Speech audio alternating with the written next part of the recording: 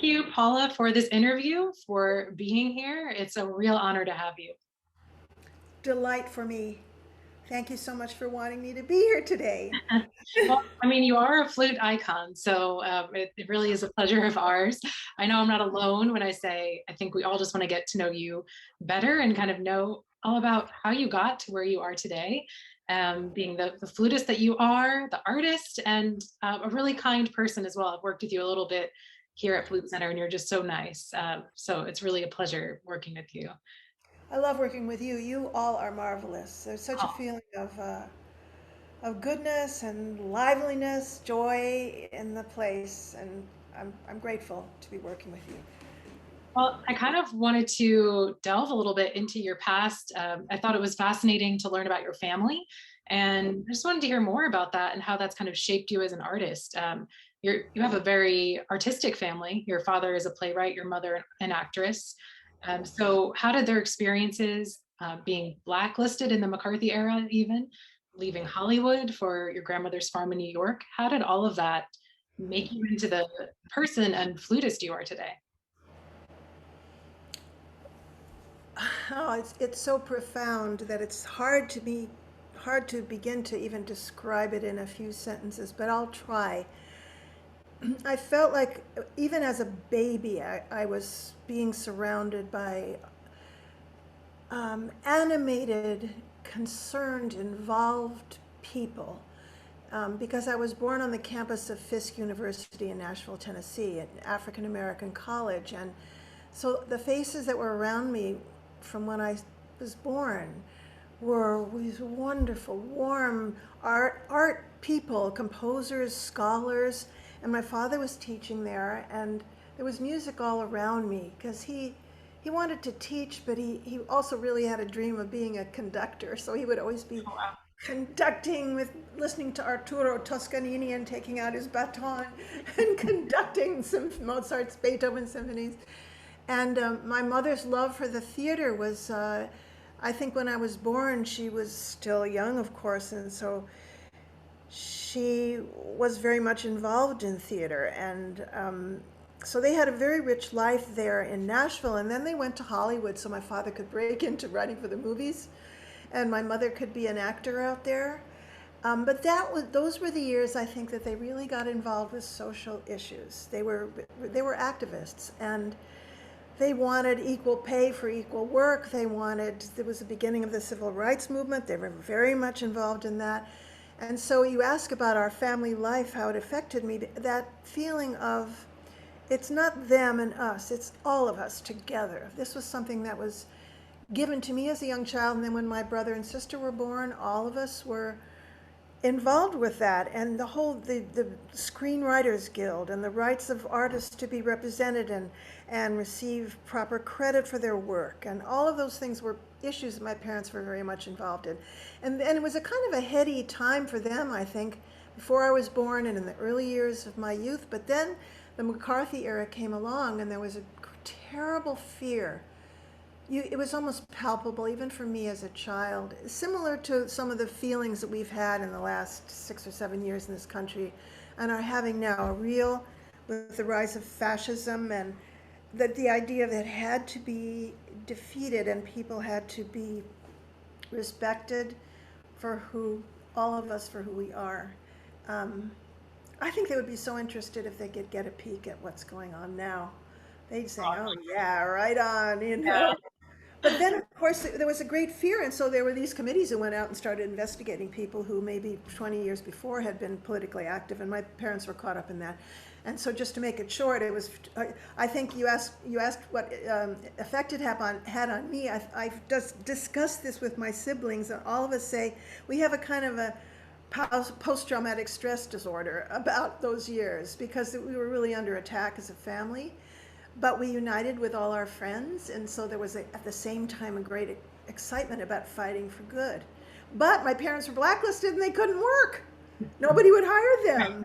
So we left and lived on a farm, which was horrible for them in a way, but wonderful for us kids, you know. It's the first time I saw snow. I went to a central school with kids all over the place coming in. Great band director. That's when I first started to play the flute. So that year was really important for me as a young artist. Am I talking too much? I'm giving you a No, this is very long wonderful. answer. I love it. Well, it sounds like the arts and music is kind of like an outlet and solace for you during that time too. Absolutely. Salvation, Yeah. really, because I could go and play my flute. And I have to say to you, Caity, this is still the same. It's still the same with me. When things crowd around me and the storm clouds are brewing, if I play my flute and I think about music, it all, that's where my whole soul and spirit are. And I knew that even as a very young person. I think if anyone who becomes interested in music, becomes a musician, no matter whether it's as a career goal or as an amateur, knows that feeling. If as long as we're open to receive that gift of pure music inside our souls, if we are open to that, it comes right in. It's just waiting all around. If we close ourselves off, it's knocking at the door. But Yeah. if we're open, there it is. Here I am, the muse coming down to kiss our foreheads. Well, and it's not just music for you too. It's all aspects of the arts. You studied flute, theater, and dance at USC, which is quite a lot. So that's a lot of stage presence, a lot of stage time. Does the stage feel like a natural place for you? Yeah, well, actually, the dance and theater were not at USC. It was mostly in my younger years because there was a whole theater school that this great actor Jeff Corey ran, and Bella Lewitsky, marvelous dancer. I just went for my dance lessons there. I think by the time I got to to USC, by the time I got to USC, I was pretty much focused on the flute. That was my Yeah. real passion.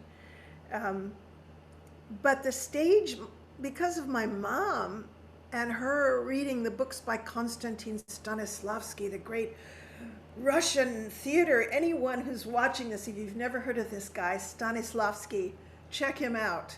Because he wrote about acting, but it so much applies to music and how we prepare a piece, how we put ourselves into it, become the music.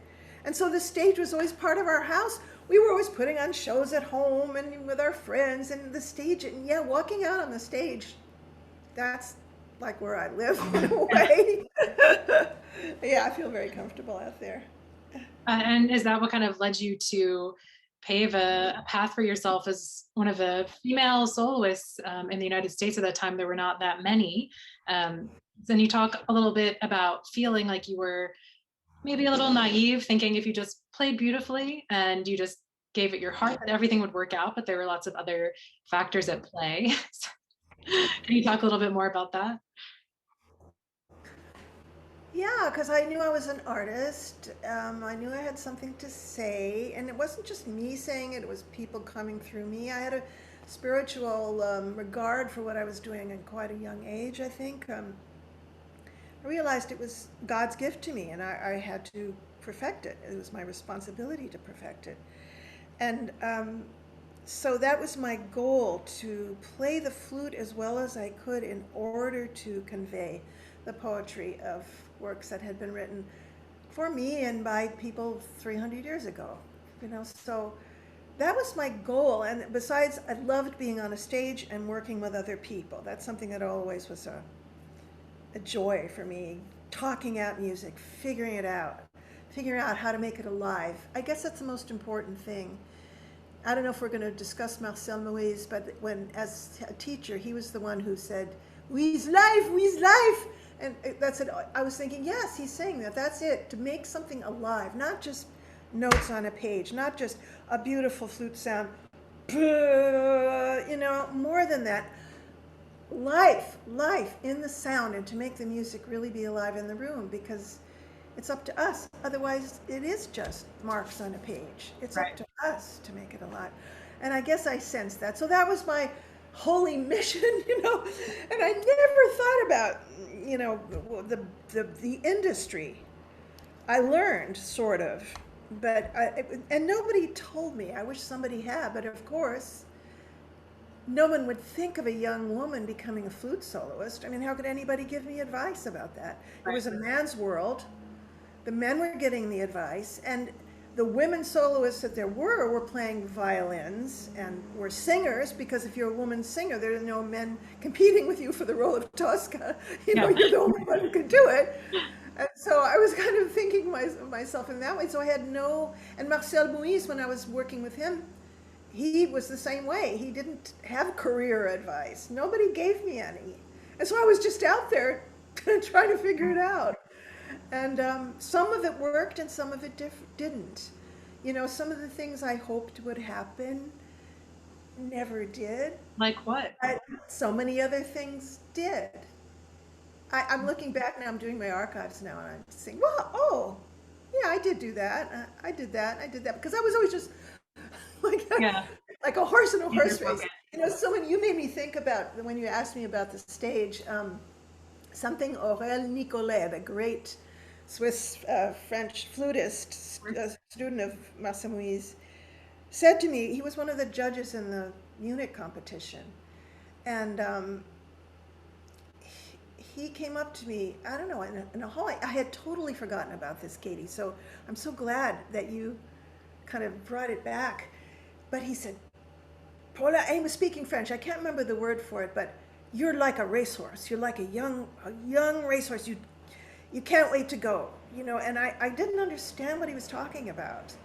But now realizing that, looking at that young woman, from a more experienced but still young and very handsome, I have to say, man, oh, he was so beautiful. He was beautiful for his whole life, actually. To say that to me, I was, whoa, wow, what does that mean exactly? So it took me some whiles to try to figure that out. And yeah. You wish, are there any moments you kind of wish you slowed down for? Um, yeah, I wish I had been a little bit more, I wished I had planned career things better. As I said, I tried, but I didn't slow down then, but when I had my wonderful Elizabeth, our daughter, I slowed down big time. It's kind of like, stop! Because I thought, oh, I'll do it all. Take her along with me. And I did. I took her everywhere. We're going, we're going. And I got on the bed. And then I suddenly said, wait a minute. No, I don't want to miss any of the beautiful, quiet, I'm going to start to cry now, magic moments, you know, the first step, the first word, the first, even just, I mean, I used to have such reverence for that. My husband used to sing Imagination to her. Mhm. Rocking his arm, imagination, it's silly. And bit by bit, he'd lower his voice until he got to imagination. And her little eyes were going like, I mean, you're a mom, you know how Yeah, these I know. things. Yeah. It's just for all the kind of craziness of young children in the house. The moments of peace and quiet are so just it doesn't come from any other place but that, being with a family. Yeah.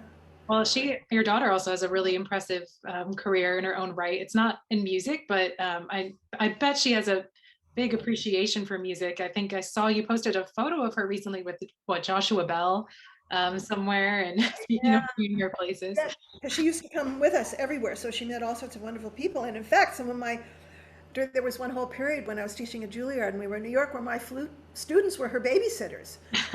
So she had the most wonderful star-studded series of babysitters. And so, it's a roster. it was great. But she is a musician too. She sings, she's got a beautiful voice, and she has a band.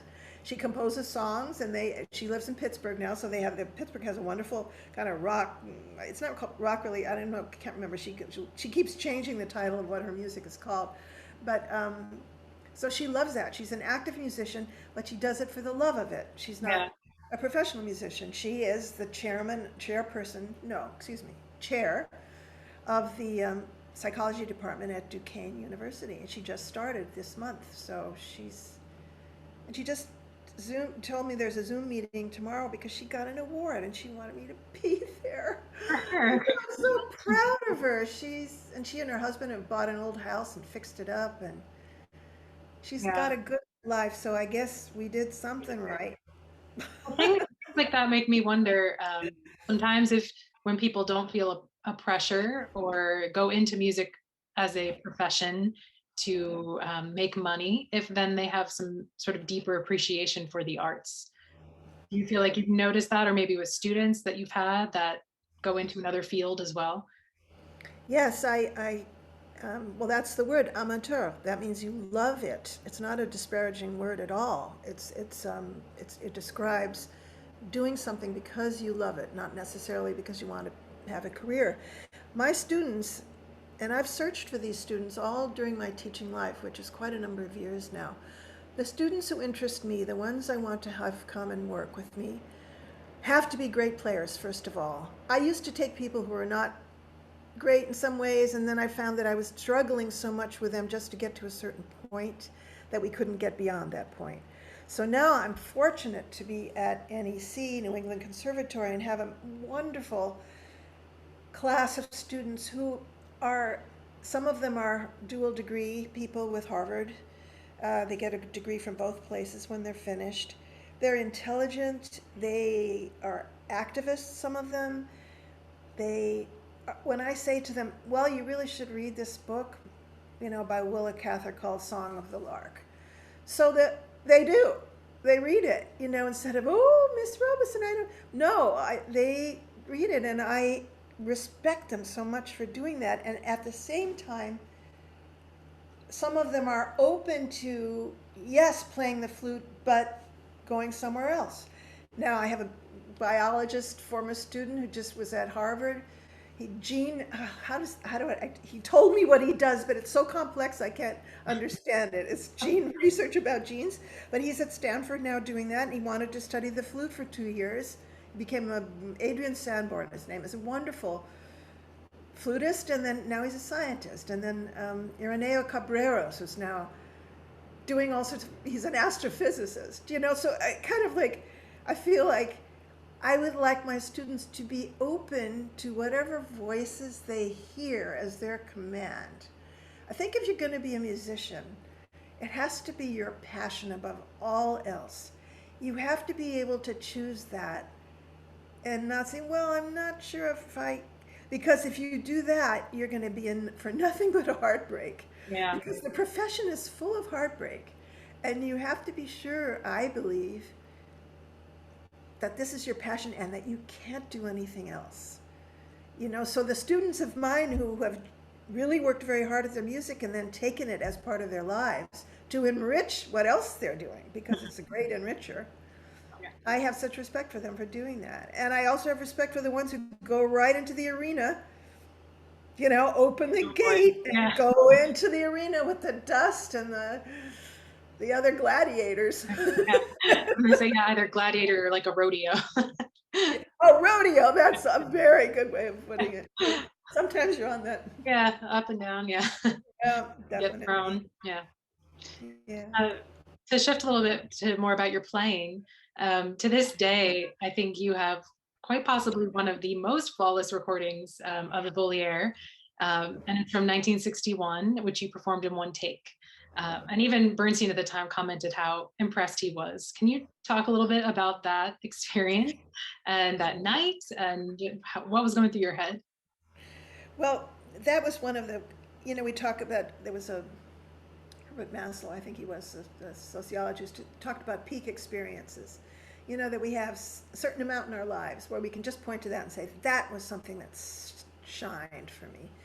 And I had always practiced Voliere, and I never felt nervous about it because I always felt I'm a bird anyway. I have these, they're some of my great teachers. I'm glad we live where there are so many now because I've studied with them, really studied, asked them to teach me, play and listen to them call back at me. So I felt like, oh, I'm talking this is my talk, I always loved playing it. And Julius Baker had a flawless performance of it too. He would play it for us and we would just, all of us, our mouths would hang open. And so I wanted, first of all, to perfect it, to have it, hopefully, I hoped, somewhere as good as he sounded when he played it.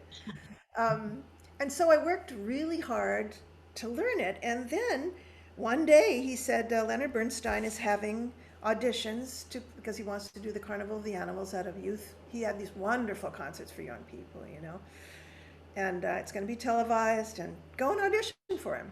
So I did. Stood on the stage of Carnegie Hall. So this would have been 1959, I guess, because the concert was, I think, in no, it would have been 61 because I was just turned 20. 60, I don't remember. Anyway, so I played it for him and he said, yeah, you've got the job.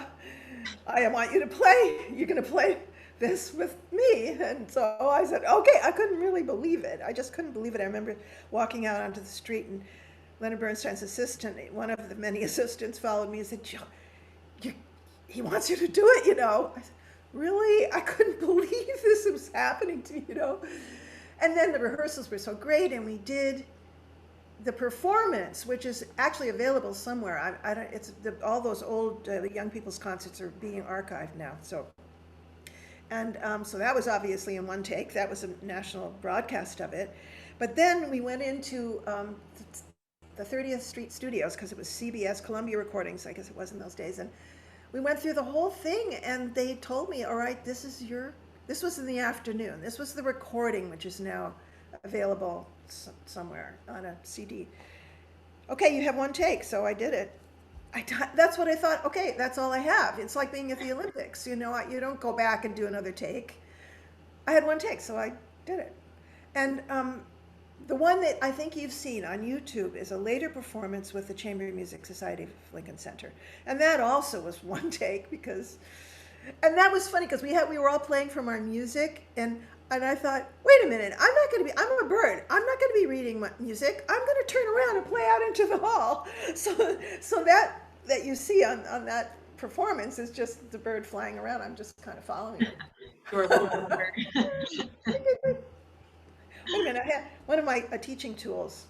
This is one of my favorite teaching tools. Oh, I love that. Finger puppets. Wait, here's a bird. Although, yeah, so they have to be, you know.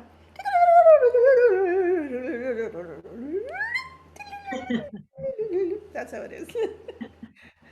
And then not too long after that, I mean, what, like 66, you became the first American to win the first prize at the Geneva International Music Competition. And then after that, you felt like there was a lot of pressure, right? So you sought out a therapist. You thought that was helpful. Can you talk more about what that was like? Yeah, because I think therapy is great. I think if you're suffering and you can find a good person, and finding a good person, someone said it's like going on dates until you find the right one. Yeah. You know, it's hard to find the right one, and especially it's hard. Well, it's hard for anyone. We're all complex. But I was facing at that point my first marriage, which was not working out too well. And I was facing something which I'm sorry to say I've never really resolved, is how to do it all, how to be an artist when all you want to say is, get out of here, I'm working, and close the door. But if you have family that you love and people who need you and things that have to be done, and now that I'm getting older, there are a lot more medical things that have to be done and taken care of, and my husband has health issues. So how to at least find a way that I was functioning, because I wasn't functioning when I went to this wonderful guy who had been a pianist and decided he wanted to become a therapist. So he understood what artists went through. And and I worked with him for about a year. And then I felt, okay, I can deal. You know, I'm not totally cured. I still have neuroses. I still have PTSD from my early days, you know, and from my parents, whatever, in my childhood. And but I can function. So I was grateful for that. I recommend it. Especially probably for all musicians as well, as we were talking about before, the stress and constant failures. We're doing an impossible thing. Yeah. We're doing something that can't be done. You know what? We're playing these instruments and making sounds go out there, and then people go like this. It's crazy. It's all crazy, but it's the art that we've chosen, sound. Mm-hmm. And we're not painters who can see our work afterwards, you know, or change it. We're fleeting there. Yeah, it's challenging, but it's great. I also wanted to talk a little bit about the Isabella Stewart Gardner Museum. This is kind of like a personal fascination of mine and something else that you're involved in. So I wanted to just pick your brain about it a little bit. You are an artist in residence there, or you were. Is that still happening? And how do you approach programming for projects there? Well, my husband for 20 years was the director of music there, became the curator of music, and now he's emeritus. And he ran a series of concerts there. He never would do things he didn't want to do. So if I came to him with an idea, he'd say, "No." Okay. But if he liked the idea, we would do the idea. So we had Vivaldi in the courtyard of the museum, and Vivaldi in various places in the museum. One of the people we worked with was an art curator named Pierrot Cavalchini. She does art projects all over the world, and it's with her that I started my whole With Art project, which is the idea of playing in spaces with visual art. Not an artist painting while I played, but actually a reaction to spaces with art in it. And so she created the Artist in Residence program at the Gardner Museum, and there have been many wonderful artists who have come there and done works of art, embroidery, painting, sketching, photography, related to an inspiration from something in the collection. So one of the people she wanted to have come and work with me was the great conceptual artist Stewart. And I was in residence for probably about a year. And he came, and it was, at that point, the new Renzo Piano wing was not built. So all the projects took place, the realization of them, in a small room.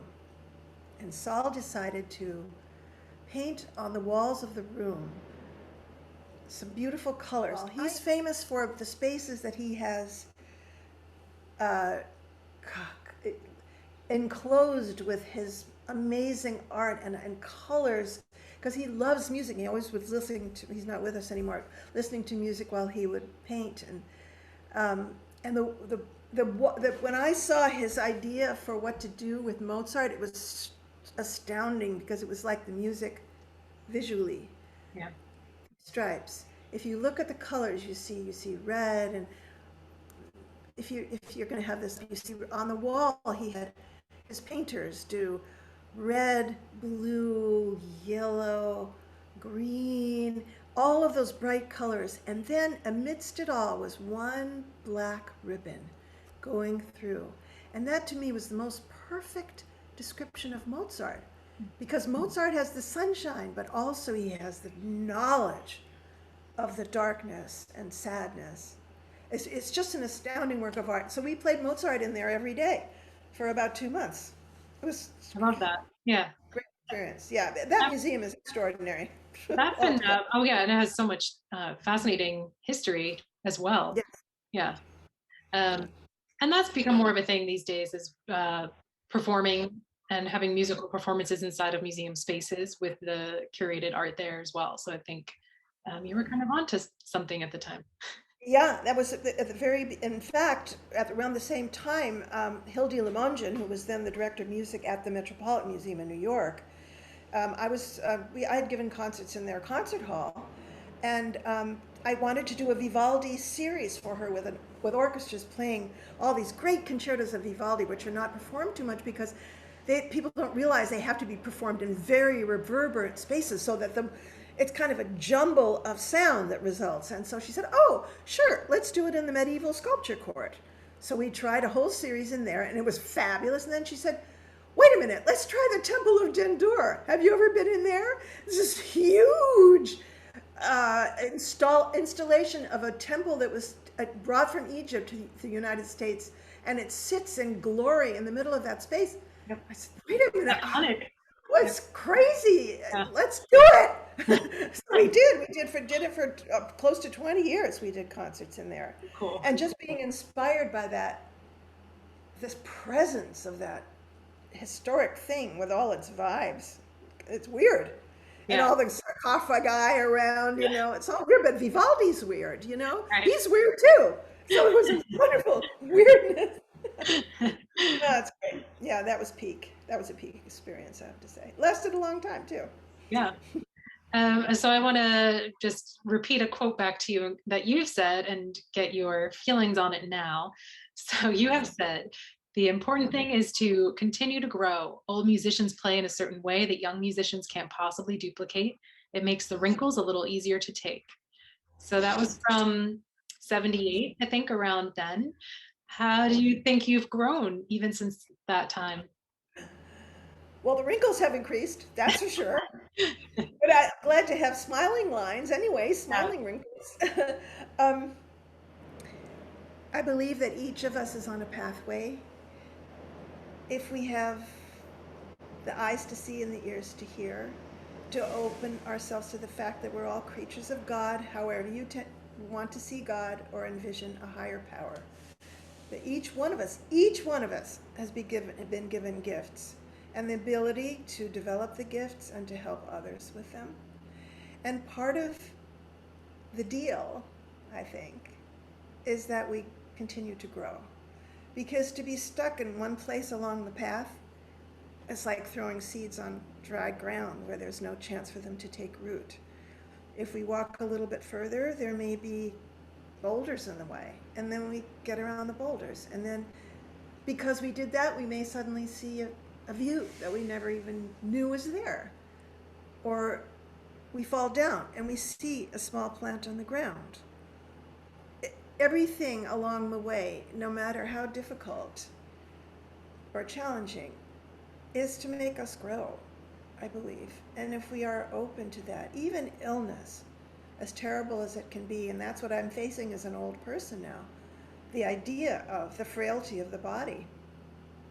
If the spirit can grow, then the spirit lasts even after death. And the things we leave behind are alive. And they are all things of the spirit. A teacher and a student, I mean, that is the most beautiful communication. Because the teacher is acknowledging what he or she has been given and passing it on so that it will be immortal. The teachings of her or his teachers live again in the students. And so being an old person now, yes, I believe I can play or I understand music that I never was able to understand before, the profundity of it. And so I hope I have a few more playing years. I really hope so. I'm looking forward so much to playing at Flute Center of New York with Steve Beck, this marvelous pianist with whom I've played so much. Ha! You talk about being nervous on the stage. I have to say, going out with playing the Boulez Sonatine for the first time, that's being nervous. But anyway, that was a digression. You could cut that one out. But how can I say this? When Steve and I come to play for all of you and with you, I'm really looking forward to playing some of the things that have meant a lot to me during my life. And they're not necessarily the great big showpieces. They're things that are maybe moments of intimacy or poetry or a song or a Rachmaninoff prelude. We'll see what comes up because there's some time to think about it, and I hope that I'll be able to play the bravura pieces still, but like an older dancer, I can't do fouette from one end of the stage to another anymore. You know, I can't do that. But maybe I can, with a gesture, be able to bring out something that's inside the music. I pray that I can still do that, and so I'm looking forward so much to being with all of you.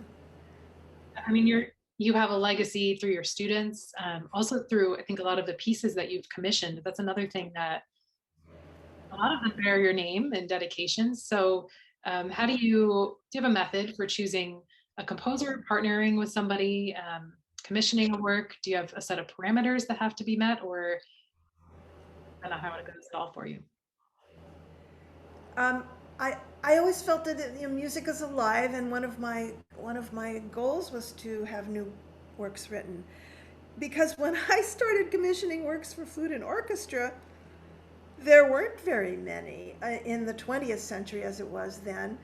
And I wanted to leave that legacy too. I wanted to leave works that would be alive after I am no longer here. And so I was thinking, what should I commission? Let me see. I love the Ibert Concerto, and I love the Nielsen Concerto, and I didn't pay enough attention, I have to say, at the scoring of the Nielsen Concerto or the Reinecke Concerto. There's not a huge percussion section. There's not very many wind players even. It's a very sparse kind of an orchestra. If only somebody had said, Paula, you do that too, because rehearsals, and you know how many rehearsals you get with an orchestra, sometimes you're gonna have to walk in there with just one. No, maybe somebody said it to me, but I wasn't listening Yeah. because I said, "Oh, Leon Kirchner, I want him to write a big, huge, gorgeous piece like Daphnis and Chloe, except for flute and orchestra." And so I talked to Leon. He said, "Oh, all right." I applied to the National Endowment and I got my funding, and I said, "I want 6 percussion players and full brass and a tuba." Well, he wrote me that work. It's gorgeous, but getting a performance turned out to be a slight challenge. But there were some wonderful performances of it, including one with Hugh Wolf and the New England Conservatory Orchestra not too long ago. And so Kirchner, I definitely wanted to have a piece written. Toru Takemitsu, I loved his music, and I asked him to write a mysterious piece. He always laughed at that. He thought it was so funny. "Okay, Paula, I will write a mysterious piece." And he would keep writing, sending me letters. I write, the title of the piece is "I See the Water Dreaming." Then he said, because he always would do his titles first before he would write any music. Then he would write to me, "No, it's just water dreaming." And then he would write, he kept writing to me and saying, finally the piece evolved, and it's so him. It's so mysterious and colors. And, oh, it's a beautiful piece. I hope that enters into the repertoire more. Yeah. Robert Beezer wrote a great piece. Kenneth Roselle wrote about his bird songs and ballads of the Blue Ridge mountains where he lives, and I knew that would be a masterpiece. And then he did it for flute and piano. I hope that becomes a repertory piece too, because that's playable, definitely. It just takes a lot of work, but it's playable. And Lowell Lieberman's sonata for flute and piano came about because of a commission by the Spoleto Festival in Charleston, and that was such a blast. The whole process was so amazing. When we tried, he had written the first movement, and we tried it. He came over. He's a moderately good pianist, so he had the chops enough to sit down at our little upright piano and play it through with me. I had been practicing it.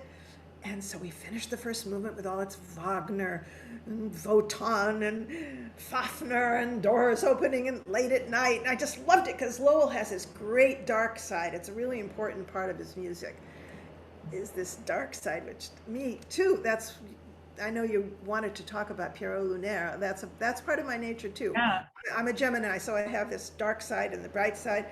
But then we said, okay, well, let's try the second movement. Let's see. He said, okay, I think I can play it pretty much, so let's try it. And I said, well, I haven't quite practiced up to speed yet, but let's play it. So we started playing it, and it was like a horse race, it was like the gate opened, and off we went, and thundering hooves, and we were playing it, and we finished it, da-da-da-da, and we looked at each other. It's like, we have a winner. Yeah. We knew it. It was so funny, and we were both laughing, and sure enough, that piece just took off, and everybody. And when you have that much fun with it, you must have known that it was going to be so successful just from that moment. Yeah, it was a great moment. Well, yeah, let's talk a little bit about Pierrot Lunar and your project to do it in English. And you took the speaking part for those performances, right? Yeah, because I played many performances of Pierrot as the flute piccolo player. And some of them were with the great Felix Gallmer, who worked in those. I think, he must have worked with Schoenberg, because he knew that piece backwards and forwards, and he would be yelling at the Sprecherin, who, finstre schwarze Riesen or Heilige Kreuz. He would be yelling at them to do that, and they'd go, Heilige Kreuz sind die Welt. No, Heilige, all like that. He kept yelling, and I was sitting there thinking, when I get old, I'm going to bribe some young musicians to play this with me, and then I can be like, I can just do whatever I want. I could just try it. Why not? And so I was telling this to some young musician, Eric Jacobson and Colin Jacobson, who have since become great players in their field and conductors. And they said, well, what are you waiting for? We'll do it with you. And I said, what? You're kidding. No, we'll do it. We'll do it with you. So we had a performance at the Barge in New York City, that fabulous place, the boat moored along the East River. And we were talking, and I thought, well, wait a minute. I think I would just want to try doing it in English. Let me see if I can make a translation myself, because I'd sort of like to see if it works with a real total understanding on the part of the audience immediately from the text. Yeah. You know, because otherwise you have to study the text before to know what's going on. So I spent, it was close to a year doing it. And I was in this very room doing it, and I would be wandering around, you know, trying to get the exact translation for the moonlight shining on a pallid blossom, which is like the cheek of a person wasting away with tuberculosis, you know, or a little drop of blood on somebody's lip, you know, or what are the holy crosses on which the poets are hanging bleeding? It's because poets are not understood. It's not a person crucified. It's poets crucified. You know, so I was trying to get all of this into English. So I did. And we had a performance, several performances in English. And then I just suddenly thought, nah, German. so, so we had some more performances then. Actually, there have been quite a number since then. And I really studied my German and started doing it in German, and that was the real work. I think translations are great, but they're mostly, it taught me a lot about how to do it. And you know, I'm a speak flutist. I always speak through my instrument anyway. So it was wonderful being able to just put it in the case, get up there, and scream and yell. Well, that's about all that I had to cover today. We did quite a great job. We were very thorough. Yeah, we were. Anything else you wanted to talk about? We're coming out of a very, very difficult time, and we're entering another difficult time. Our planet is, our planet will survive us, but our time on this planet is really in danger as human beings. And part of our duty to restore and respect this beautiful planet on which we live is singing to it, taking care of its essence, but also making music and not forgetting to do that. Because sometimes I think we get so discouraged by what's happening. And we get so, there are a lot of social issues to be fought for, goodness to be respected and fought for, sometimes very hard, against great difficulty. But part of that battle is beauty, fighting for beauty, fighting for the opportunity for every human being to be able to appreciate beauty, for every human being to be able to sit down and be quiet and have enough to eat so that their minds are not distracted by hunger, and so that they can sit and appreciate beauty and discover whatever beauties are in their own cultures, all the different peoples of the world, to be able to preserve their folk traditions and go back to their own pasts and not have them obliterated. So while we are here, I just say fight for that, you know, fight, go for that. Go for that. I'm a preservationist in that way, even though I love things that are new. I think we have to conserve what's beautiful about the past and be able to bring it as a lecturer to us in this life now about how we can make life more beautiful for those who come after us. So we're right in the middle of it here. Carry it, you know, keep it lit up and carry it through. That's all I have to say. Oh, that's it. My Tennessee dialect. Eloquently said. Yeah, I couldn't agree more. And thank you so much again. It was really such a treat talking with you. Thank you, Caity. That's what you're doing, actually. You're carrying it through, aren't you? All right. Yeah. You are.